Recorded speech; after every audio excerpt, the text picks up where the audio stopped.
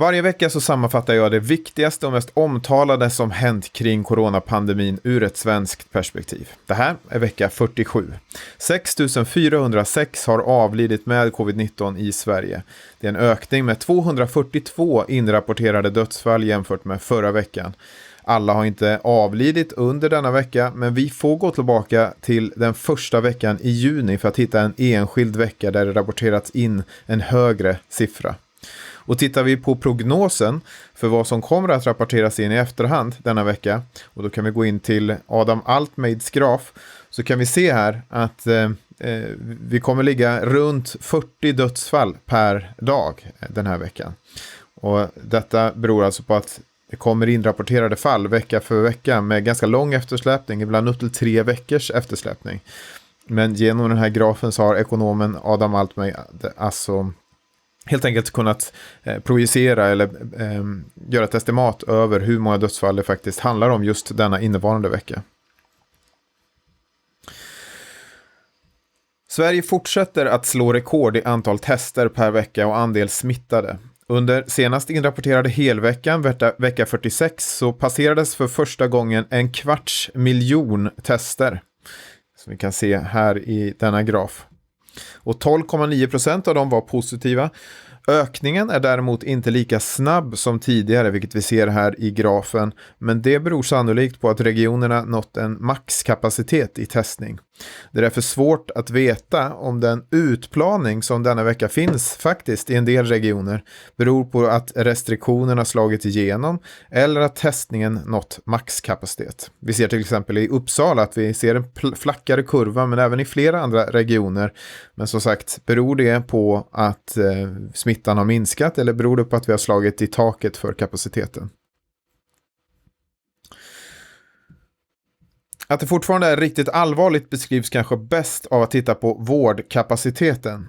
Se på den här grafen som finns på Folkhälsomyndighetens hemsida, lite undangömt.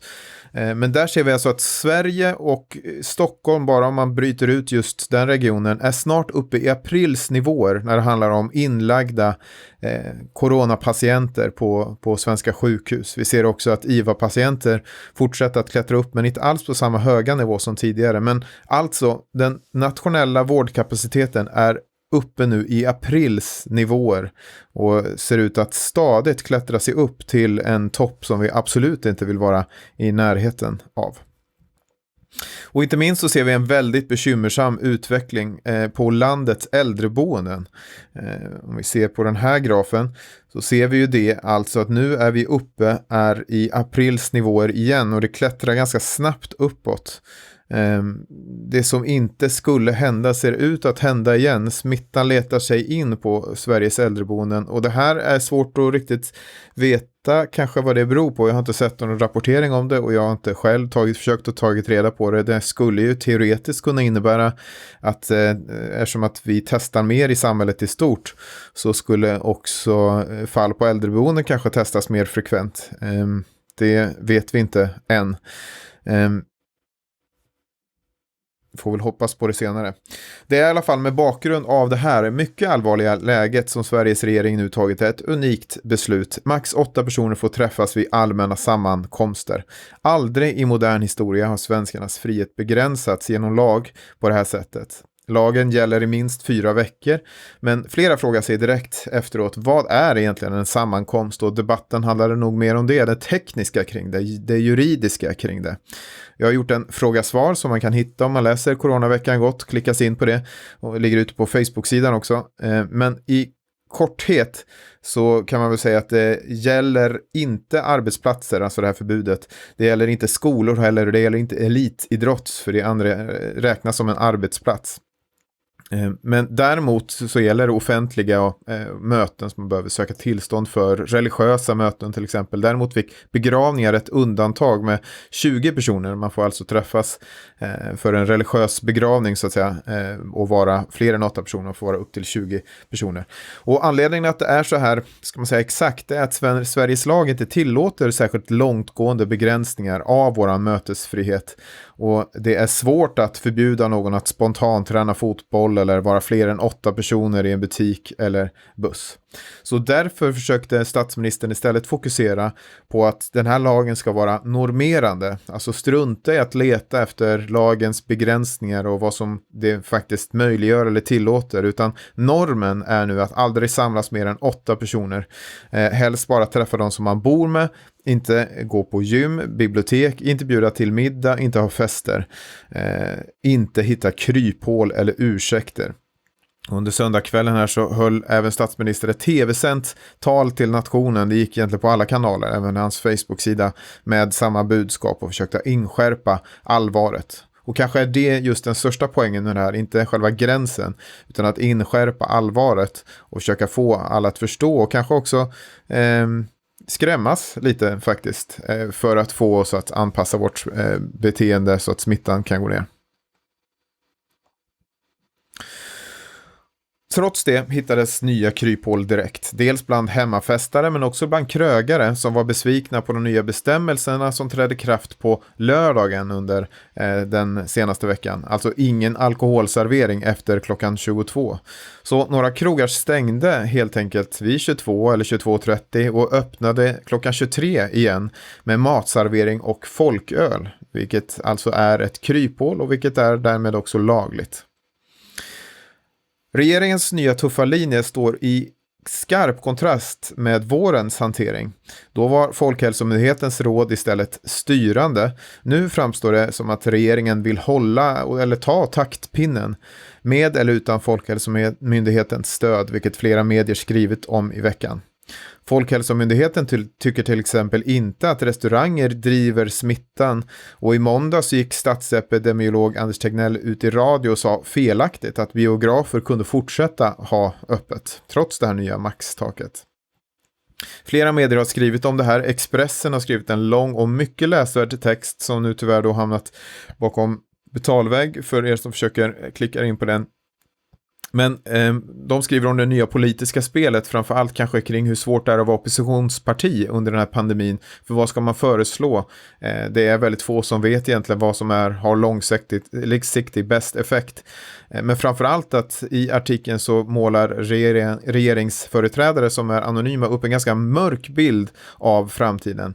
Kanske är det så att vaccin överhuvudtaget inte kommer hjälpa oss. Eller om det kommer hjälpa oss så kommer det kanske behövas tas flera omgångar. Vi kanske behöver hantera det ungefär som vi gör med influensan, efter att ta en årlig spruta och så vidare. Och vem ska i så fall betala för det där?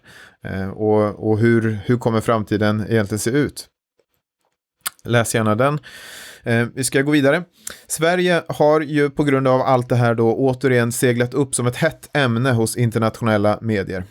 Artiklar i Business Insider, Washington Post och Le Monde har fått störst spridning och alla handlar om Sveriges förändrade strategi och om vi har lyckats eller misslyckats, ett tema som vi känner igen från våren. Vaccin då. I veckan så presenterades ett genombrott hos ytterligare ett företag. Moderna har nu ett vaccin som precis som Pfizer ger över 90% skydd. Sverige meddelade veckan också att de nu har säkrat vaccin till hela befolkningen. Men det beräknas ta tid att vaccinera alla och fortfarande är många i Sverige skeptiska mot vaccinets eventuella biverkningar. Jag skulle säga också att nu under måndagmorgon så kom ju AstraZeneca ut med sitt vaccin och det visar sig ha 70% drygt effektivitet. Alltså mycket mindre än de andra vaccinen. Såklart glädjande ändå att det finns fler som har ett vaccin. Det kommer säkert behövas en mix för att det ska fungera bra. Vi får se hur det utvecklar sig.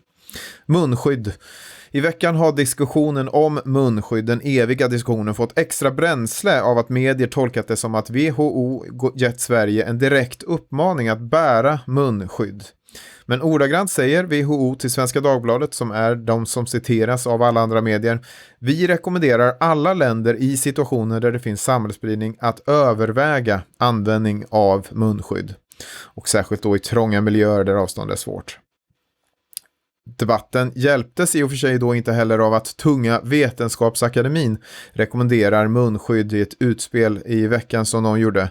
Men Folkhälsomyndigheten tycker fortfarande att det finns eller inte finns tillräckligt starkt underlag för att ändra sina rekommendationer och rekommendera munskydd till allmänheten.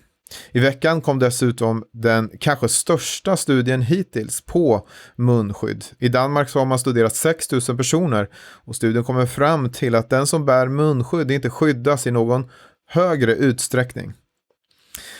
Det här är den bästa studien som har gjorts, menar Anders Tegnell i ett telefonsamtal till mig här faktiskt i fredags, eftersom den studerar verkligheten.